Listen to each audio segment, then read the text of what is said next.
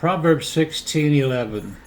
A just weight and balance are the Lord's. All the weights of the bag are his work. Have you ever considered that inflation is sinful? Consider that it is a changing of the weights or value for gain. It is prices that have been inflated. As a result, the dollar is worth less today than in the past. For instance, what used to be a nickel candy bar is now $1 or more. Measurements are important. Think about this. If a gas station typically sells 100,000 gallons a month, but he reduces the pumps by 1 ounce per gallon, it would net that owner an extra $20,000 a year. And who would know?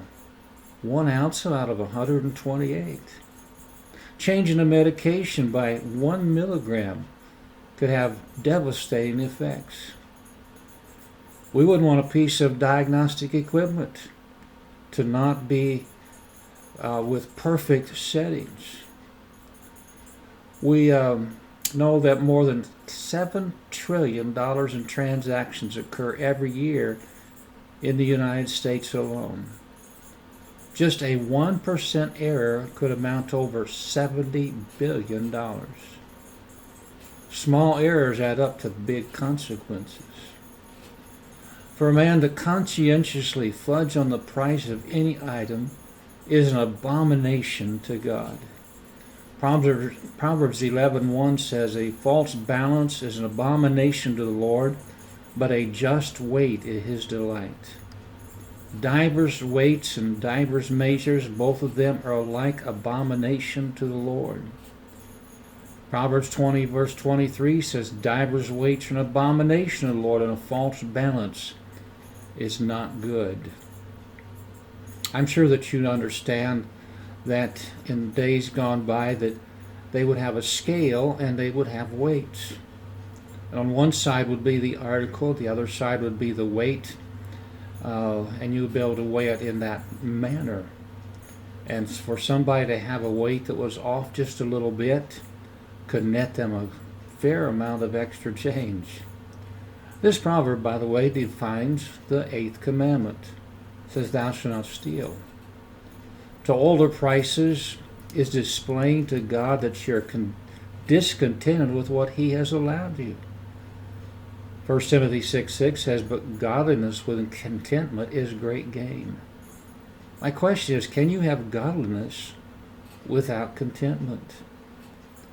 And what about the sale of your time? If an employer buys your time by the hour and you slack off, is that a fair trade? Are you as willing to point out a faulty price if it is not in your favor as if it is? How did God punish stealing? It's interesting. In Proverbs chapter 6 verse 31 it says, "But if he be found," talking about a thief, "he shall restore sevenfold. He shall give all the substance of his house." And if you couldn't afford that, you'd be sold into slavery. Exodus 22 verse 3 says, "If the sun be risen upon him, there shall be blood shed for him, for he shall make full restitution. If he have nothing, then he shall be sold for his theft." Israel, before being destroyed as a nation, was deceitful in their transgressions. Hosea 12:7 says this, "He's a merchant. The balances of deceit are in his hand. He loveth to oppress." You know, we just need to simply provide all things honest in the sight of God and man, and let God reward us accordingly. The psalmist said, chapter 75, verse 6 and 7, "For promotion cometh neither from the east or from the west nor from the south, but God is the judge. He putteth down one and setteth up another." In reality, it all comes down to whether we trust God for our finances or our own ingenuity.